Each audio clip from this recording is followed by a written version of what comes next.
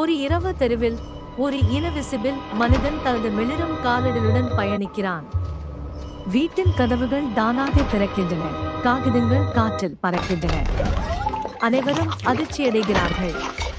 அவள் கிச்சனில் நுழைந்து தன் உடல் தெரியாமல் பல வகை உணவுகளை சாப்பிட ஆரம்பிக்கிறான். கலாட்டா, வேகமான சுவாரஸ்யம். பின்பு அவன் லாக்கர் அறையை திறந்து நகைகள், தங்கம் எடுத்து போகிறான். பெட்டிகள் எல்லாம் வானில் மிதந்து காணாமல் போகின்றன. பார்க்கில் குழந்தைகள் விளையாடும் இடத்தில் இனவிசிபிள மனிதன் பந்து மற்றும் இடுக்கிகளை இயக்குகிறான். குழந்தைகள் குழப்பம், சிலர் சிரிப்பது, சிலர் பயம். அப்போது ஒரு நாய் அவனை கண்டுபிடிக்கிறான். காற்றில் நடக்கும் பாதைகளை கத்தும் Someone call the police. Something invisible is out there. பொதுமக்கள் போலீஸை அழைக்கிறார்கள். Someone call the police. Something invisible is out there. ஷாட்டில் நீர் தெளிக்கின்றனர்.